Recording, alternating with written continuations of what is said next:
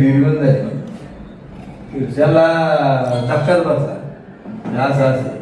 म्हणजे हे समजून घ्या की उद्या आपल्या जर तालुक्यात दूध जर गेलं नाही तर लोकांचं प्रचंड मोठं आर्थिक आणि त्यात होईल.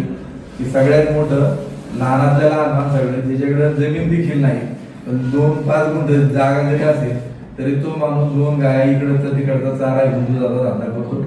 दुधाच्या धंद्यामुळे लोकांची रोजीरोटीचा प्रश्न मार्गी झालेला आहे.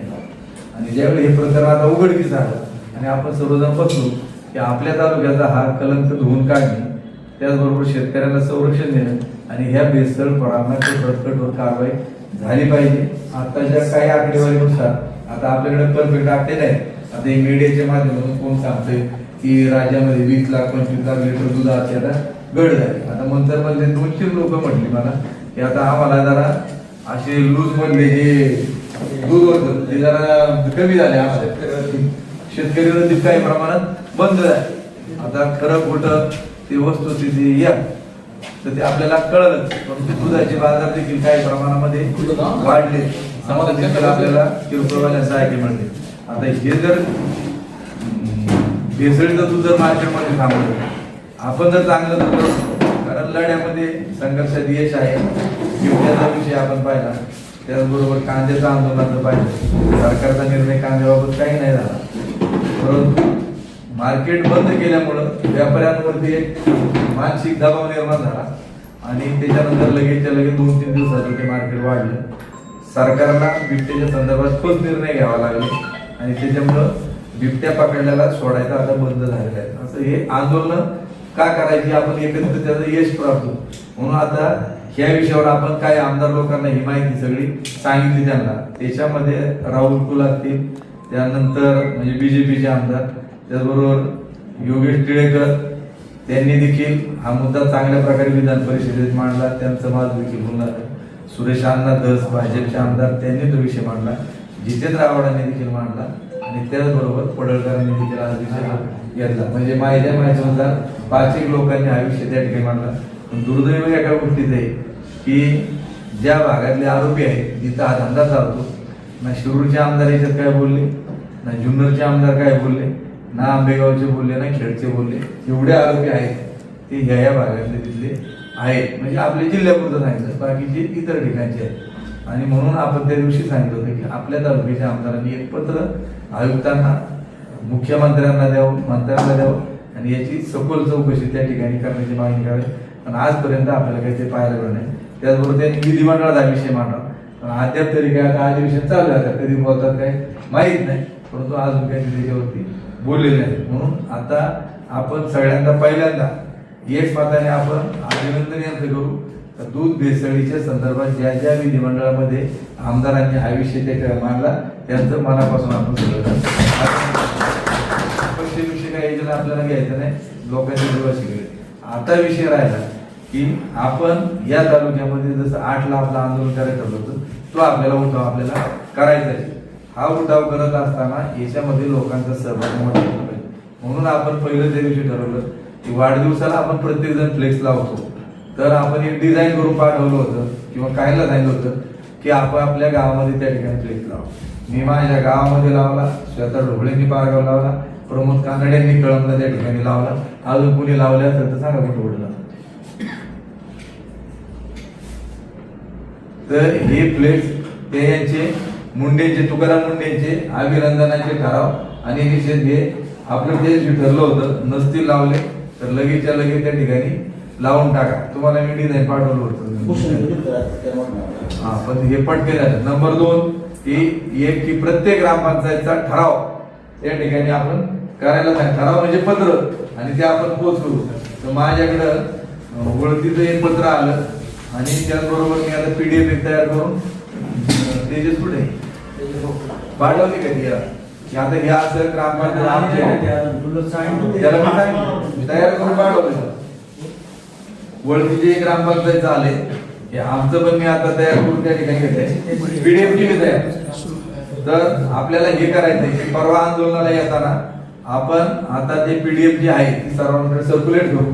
ज्याने त्याने येताना जास्तीत जास्त आपल्या भागाच्या ग्रामपंचायत ठरवून घ्या की माझ्या ग्रामपंचायतीचं सरपंचाच्या सही शिक्क्याचं पत्र मी घेऊन येईल, नगरपंचायतचं आणावं आणि हे आपण आयुक्त, मुख्यमंत्री, दोन्ही उपमुख्यमंत्री त्या खात्याचे म्हणून त्या खात्याचे मंत्री यांना ते आपण पाठवण्याचा आपण निर्णय मेल करू किंवा एक शिष्टमंडळ आता आपली काही दिशा ठरत त्याप्रमाणे आयुक्तांना पण आपल्याला जाऊन त्या ठिकाणी भेटायचे. तर याच्याकरता ती पत्र आपण घेऊन की तिथं कळलं पाहिजे की या तालुक्यातल्या सगळ्या लोकांचा ठामपणे या गोष्टीला या भेसळ करणाऱ्यांना विरोध आहे आणि तालुका हा जागृत झालेला आहे. तर ते हे करायचं. आता परवाच आपलं मोर्चाचं म्हणजे माझं म्हणणं असं की रविवारी आपण उद्या लग्न आहे, बऱ्याच लोकांना नाही, पाऊस होता म्हणून आपण थांबलो, तर रविवारी आपण मोर्चाचं नियोजन करू असं मला वाटतं. त्याची वेळ कितीची असावी ती एक आपण आता निश्चित करू. मोर्चामध्ये याच्यात अनेकांनी सांगितलं की लहान बालकापासून जन्माला आलेल्या बालकापासून त्याला त्या ठिकाणी ते शेवट जो माणूस बेडवर झोपलेला त्याला सुद्धा शिक्षित दूध पाजलं जातं, हे वीज जर जातात जातं हे चांगलं. म्हणून याच्यात मुलांचा सहभाग आणि महिलांचा सहभाग, तुम्ही तू ताई आल्याच्याबद्दल तुमचं धन्यवाद तुम्हाला, पण महिलांचा सहभाग आणि मुलांचा सहभाग आता शाळेला सुट्टी रविवार म्हणून आपण हे जागरूक करू शाळेवाल्यांना आणि आपापल्या याच्यात करून मुलं याच्याबरोबर सहभागी होतील आणि हा मोठ्या प्रकारचा मोर्चाचं झाला पाहिजे असं. त्याचबरोबर याच्यात मी रात्री सुरेशांना बरोबर त्यांच्याबरोबर बोललो की आमचं नियोजन काय आहे ते तुम्हाला सांगतो. आमची विनंती की तुम्ही या लोकांना संबंधित करा, तसं आपापल्या नेत्यांच्या पार्टीमध्ये कोण कोण येते काय होते ते आपण प्रयत्न करावे आणि तशा प्रकारे जी काय लोक आली चांगल्या प्रकारे जसं ही आंदोलन झाली आपली बिबट्याचं झालं त्याच्यात सगळे आले होते, तसेच इकडच्या याच्या संदर्भात तशा प्रकारे करावं असं एकत्र आहे. याच्याबाबत कोणाची काय मत असेल ते मांडावी.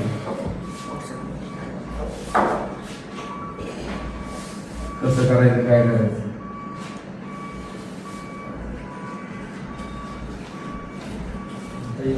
पाऊस उघडलेलाच आहे. हो काय कोणाला आता लगेच शेतामध्ये पण काय नाही आणि जरी काही काम असले तरी 2-3 तास काय आपल्या आरोग्यासाठीचा विषय सगळ्यांचा.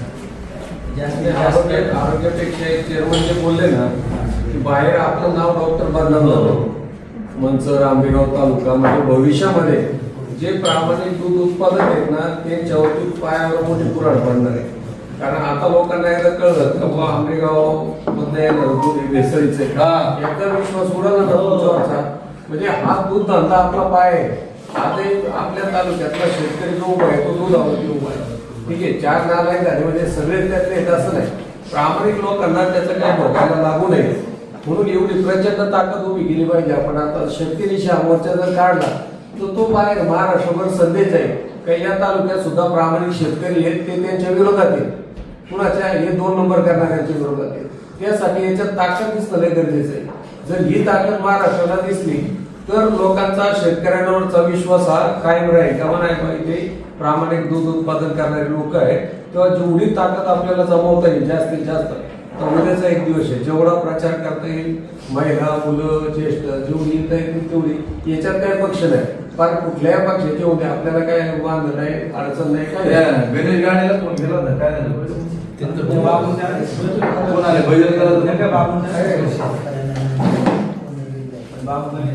हा आणि सागरला पण फोन केला याला संतोष खामकर नाही येते ते संतोष भाऊ नाही सागर बघा बरं पटकन लेट काय झालं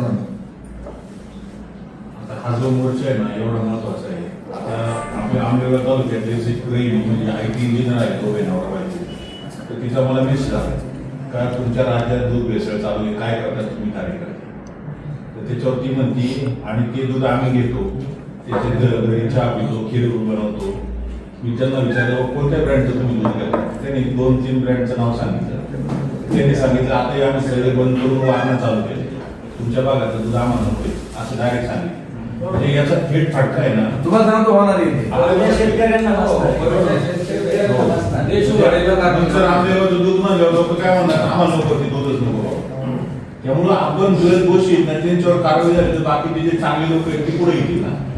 आपण ताकद दाखवली ना तर हा संदेश जाईल का बाबा ही लोक यांना शिक्षा व्हावं म्हणून ज्यावेळेस मागे लागतात किमान ही यांची प्रामाणिक भूमिका आहे आणि प्रामाणिक शेतकरी. आणि दुसरा एक मुद्दा आता एका डेअरीवाल्याचा मला फोन आला आता मी नाव नाही घेत, तर ते म्हणजे तुम्ही कशासाठी करताय बाबा? शेवटी आमचं एवढं इंटरलिंकिंग आहे म्हणजे आज आम्हाला दूध कमी पडलं तर दुसरा आम्हाला देतो, त्याला कमी पडलं तर आम्ही त्याला देतो. हे आमची चेन आहे आणि या चेन मध्ये आम्ही सगळे अडकलेलो आहे म्हणजे. तर तुम्ही कशासाठी घेऊन काढता? तुम्हाला काय साध्य करायचे? असे सुद्धा म्हणणारे महाभाग आपल्या जवळचे सुद्धा आहे, म्हणजे किती 20 बेकारी कशासाठी चालले म्हणजे. नाही काही नाही विषय असा मांडला. आता आपण काय विचार करतो, आपल्या दुधावर परिणाम होईल, हा विचार आपला शेतकऱ्यावर परिणाम होईल. त्यांचं म्हणणं काय आलं काय म्हणजे आता चर्चा वेगळ्या अँगलनी चालू केली या नराधामध्ये थोडक्यात असं म्हणायला हरकत नाही का. आपण जर आता ह्या याच्यावर सगळा उद्योग केला तर ह्या डेऱ्या उद्या बंद होतील, मग ते दूध आपल्या शेतकऱ्यांनी घालायचं पुढं, असं त्यांची एक चर्चा आहे. आपण प्रचार म्हणजे कोणता प्रचार चालू केला? आता उदाहरण म्हणून सांगतो, आता सायबर डायनॅमिक्सची कॅपॅसिटी किती लिटरची? ज्यावेळी याच्यातल्या एका आरोपीने सायबर डायनॅमिक्सला हे द्यायचं ठरवलं, दूध दिलं, त्यांनी चेक केलं, त्यांनी पत्र दिलं ते किंवा सायबर डायनॅमिक्सच्या याच्यामध्ये त्यांनी तो शामिल. एक मिनिट, हॅलो हॅलो, हा एनजिम बायोसायन्स, एनजिम बायोसायन्स जे येतील तेवढे बाहेरचे येतील त्यांना आपण बसू, आपले ते दोघं जण प्रमुख, 2-3 जण प्रमुख बोला, बाकी कोण बोला. आल्यानंतर पण विषय डॉक्टर साहेब नाही आता ज्याने त्याने आपल्याला, मी बोलतो 2-3 जणांशी, कोण कोण येते बघतो. जे तसे ज्या त्या दुधाच्या प्रश्नावर बोललेत ना विधानसभेत, तेच आले पाहिजे. नाही तर तशी यायचं म्हणजे म्हणून नेते मंडळी चालवावी. फायदा काय ना, त्या फायद्याचा उपयोग नाही. वरिष्ठ लोक येतील ना, राज्य पातळीचे नेते कांद्याला आले होते ना. बरं का, आंदोलनाचं नेतृत्व डॉक्टर साहेब जर आले ना तर तिला ती व्यक्ती आली तरी सगळं परफेक्ट वाटत. मी रात्री बोलतो साहेब आता नाही म्हणत तरी तो चेहरा झाला.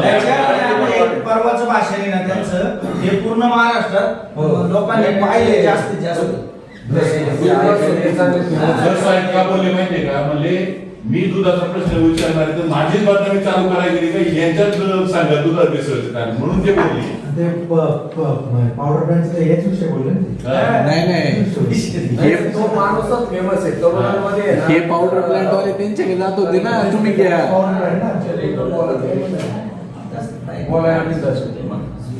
स्पष्ट वक्ता राज्य पातळीचे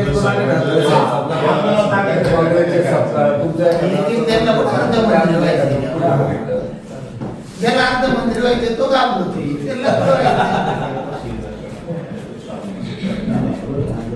येईल कोण बरं पडळकर भेटले तरी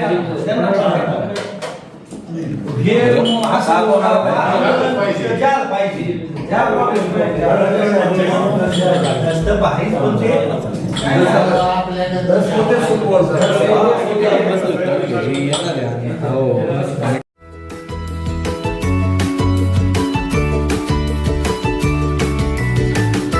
बातम्या शेतीच्या, बातम्या मातीच्या, बातम्या अन्यायाच्या, गुन्हेगारीच्या,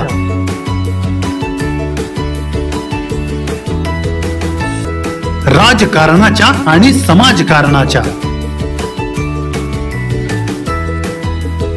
शोषणाविरुद्ध बुलंद आवाज, जनसामान्यांच्या हुंकाराची गाज, सत्कार्याला प्रोत्साहन, दुष्कृत्याला अनुशासन, निर्भीड, निस्पृह, सडेतोड, बेधडक आणि रोखटोक म्हणजेच विघ्नहर टाइम्स. शोध बातमीचा, ध्यास सत्याचा. आपलं चॅनल, आपली बातमी. सबस्क्राईब तर कराच, पण बेल आयकॉनवर क्लिक करायलाही विसरू नका.